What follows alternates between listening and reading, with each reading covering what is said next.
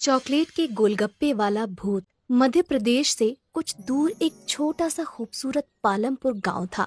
वहाँ छोटी छोटी नदियाँ थी, तरह तरह के पहाड़ थे और प्रकृति का बहुत खूबसूरत रूप यहाँ देखने को मिलता था।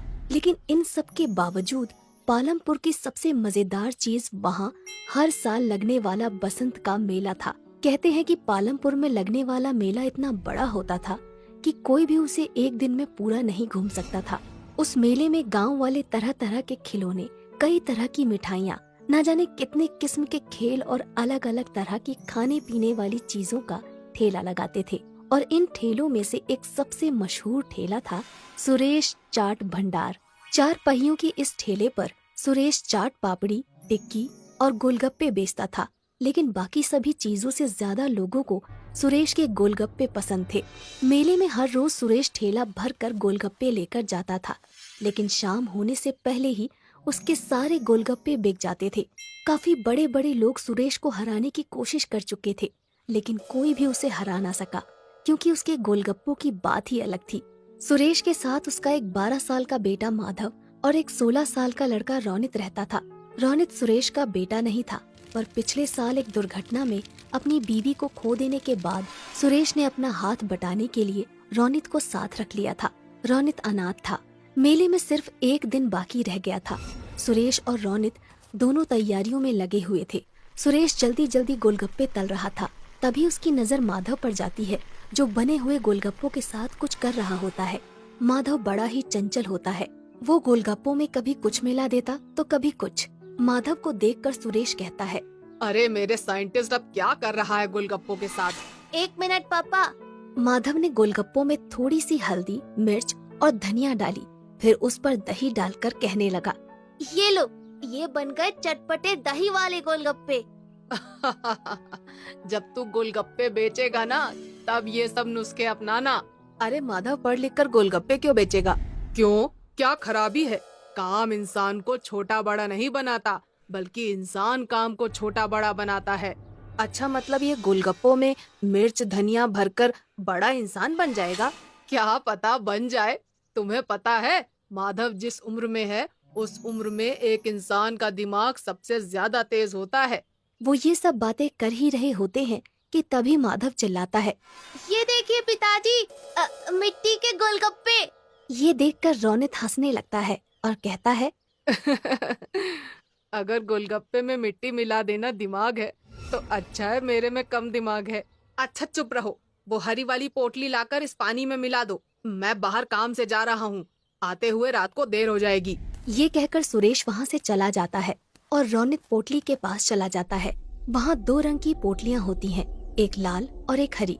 रोनित गलती से हरी की जगह लाल वाली पोटली उसमें मिला देता है। तभी उसे बाहर से कुछ आवाज आती है और रोनित बिना पानी को देखे ही बाहर चला जाता है। उसने ध्यान ही नहीं दिया कि पानी का रंग हरे की जगह काला हो गया था। रात को जब सुरेश घर वापस आता है तो देखता है कि माधव अपने बिस्तर पर सो रहा होता है, पर रोनित घर में कहीं नहीं होता। सुरेश को लगता है कि वो काम खत्म करके अपने दोस्तों के साथ खेलने चला गया होगा। रात को सोने से पहले वो निश्चय करता है कि कल की तैयारी का सारा सामान देखकर सो जाएगा। वो चाट पापड़ी देखता है, जो कि बिल्कुल ठीक होती है। गोलगप्पे भी अच्छे ही दिख रहे होते हैं। फिर वो पानी के ड्रम से ढक्कन हटाता है और देखता है कि पानी भी देखने में बिल्कुल ठीक लग रहा है। उसका रंग भी आम तौर की तरह हरा ही है। सुरेश चैन की सांस लेता है और सो जाता है। अगले दिन सुबह सुबह सुरेश मेले में अपना ठेला लेकर पहुंच जाता है। सुरेश काफी थका हुआ था, क्योंकि रोनित अभी तक वापस नहीं आया था, इसलिए उसे अकेले ही सारा सामान ठेले पर लाद कर मेले में आना पड़ा। वो रोनित से गुस्सा भी था और उसे उसकी फिक्र भी हो रही थी।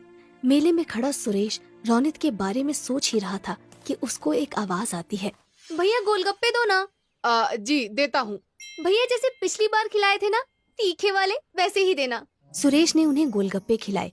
गोलगप्पे मुंह में रखते ही लड़की ने वापस बाहर निकाल दिया और कहा, ये क्या वाहियात गोलगप्पे हैं। सुरेश चौंक गया। लड़की ये कहकर वहाँ से चली गई और सुरेश ने एक गोलगप्पे में पानी भरकर अपने मुंह में रखा। उसने फौरन उसे बाहर निकाल दिया, क्योंकि गोलगप्पे का स्वाद सचमुच बहुत खराब था। जल्द ही ये खबर पूरे मेले में फैल गई और कोई भी सुरेश से गोलगप्पे लेने नहीं आया। शाम तक एक भी गोलगप्पा नहीं बिका। और परेशान होकर सुरेश वापस जाने लगा। वो अपना ठेला खींचता है और वापस जा रहा था कि उसने देखा कि मेले में एक नई दुकान लगी है जहाँ काफी भीड़ है।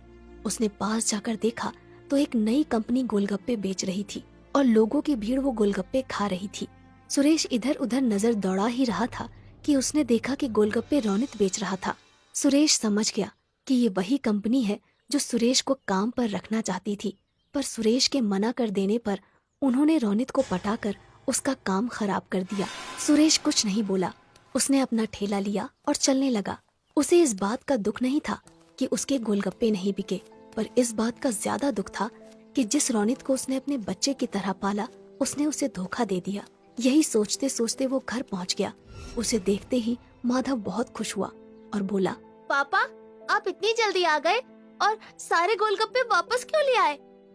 वो बेटा, पता है मुझे, आप इसलिए लाए ना ताकि मैं नए गोलगप्पे बना सकूं। सुरेश ने मुस्कुराकर कहा। हाँ हाँ बेटा, जाओ नए गोलगप्पे बनाओ। ये सुनकर माधव खुश हो गया और कुछ गोलगप्पे लेकर वहाँ से चला गया। सुरेश वहीं बैठकर सोचने लगा कि कैसे अपने गोलगप्पे बेचने का काम दोबारा से शुरू करे। वो ये सब सोच ही रहा होता है कि माधव अचानक उसके सामने आकर कहता है, पापा, आ करो। अरे क्यों? आ करो ना।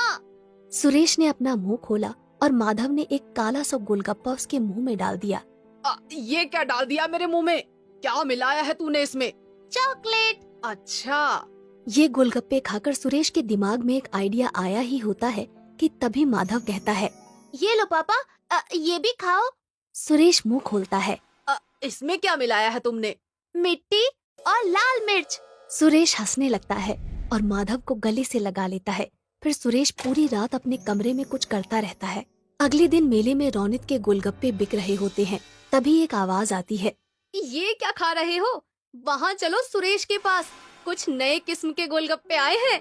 ये सुनते ही सब सुरेश के पास चले जाते हैं और देखते हैं कि उसके ठेले पर चॉकलेटी रंग के बेहद खूबसूरत और अलग से गोलगप्पे रखे हैं। सब वो गोलगप्पे खाते हैं और सुरेश की बहुत तारीफ करते हैं। तभी रौनित वहाँ आता है और कहता है, तुमने ये कब बनाए? मेरे जिस बच्चे का तुम मजाक उड़ाते थे उसी का आइडिया है ये।